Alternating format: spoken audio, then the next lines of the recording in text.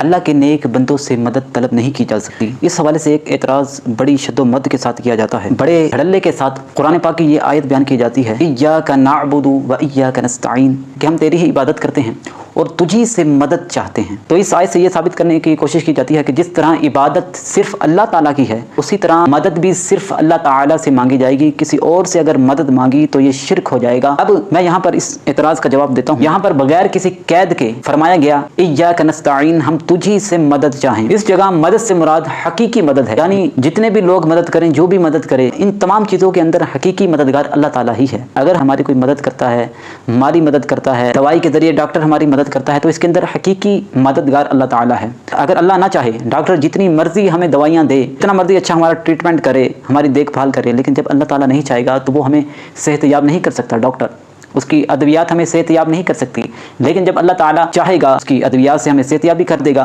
तो मालूम हुआ कि हकीकी मददगार अल्लाह ताला है। ज़ाहिरी मदद हम किसी से भी हासिल कर सकते हैं, और जो अल्लाह के बंदों से मदद तलब की जाती है, वो नीयत हमारी यही होती है, लोगों की नीयत ये होती है कि अल्लाह ताला इनके सबब, इनके सदके, इनके वसीले से हमें अता करेगा। जैसा कि कुरान पाक में भी है, इन्नल हुक्म इल्ला लिल्लाह, नहीं है हुक्म मगर अल्लाह का। और इसी तरह फरमाया गया, लहू मा फिस समावाति व मा फिल अर्द, उसी का है जो कुछ आसमानों में है और जो कुछ ज़मीन में है। अब कुरान पाक में ये फरमाया गया, इन्नल हुक्म इल्ला लिल्लाह, हुक्म सिर्फ अल्लाह का है, फैसला सिर्फ अल्लाह का है। तो फिर हम अदालतों में क्यों जाते हैं, अदालत के फैसले, उनका हुक्म क्यों मानते हैं? तो मालूम हुआ कि हकीकी हुक्म अल्लाह का है, लेकिन ये वास्ता और ज़रिया बन रहे हैं ये चीज़ें।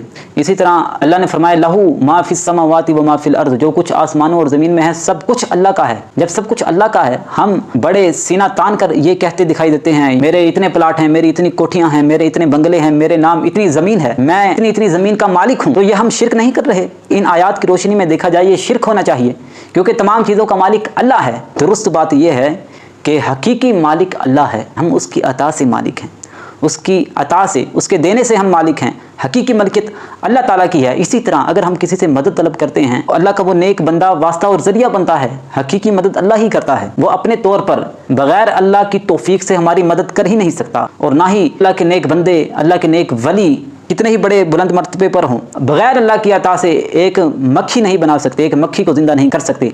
लेकिन जब अल्लाह ताला इनको ताकत और तौफीक दे देता है, तो हज़रत ईसा अलैहिस्सलाम के बारे में है, ये मुर्दे ज़िंदा किया करते थे, नाबीना लोगों को आंखें दे दिया करते थे, कोढ़ के मरीज़ों को शिफा दे दिया करते थे। इसी तरह हमारे बुजुर्गान दीन से भी इस तरह के वाक़ियात मनक़ूल हैं। भाइयों, इसका हरगिज़ ये मतलब नहीं इय्याका नअबुदु व इय्याका नस्तईन, इससे मुराद ये हो कि सिर्फ अल्लाह ताला से मदद तलब की जाए। अगर किसी गैर से मदद तलब करेंगे तो शिरक हो जाएगा। ये हमारी छोटी सोच है, हमारी इल्म की कमी है। अपने जहन को वसी करें और मुसलमानों पर कुफ्र और शिरक के फतवे हरगिज़ ना लगाएं। अल्लाह हम सबको हिदायत अता फरमाए।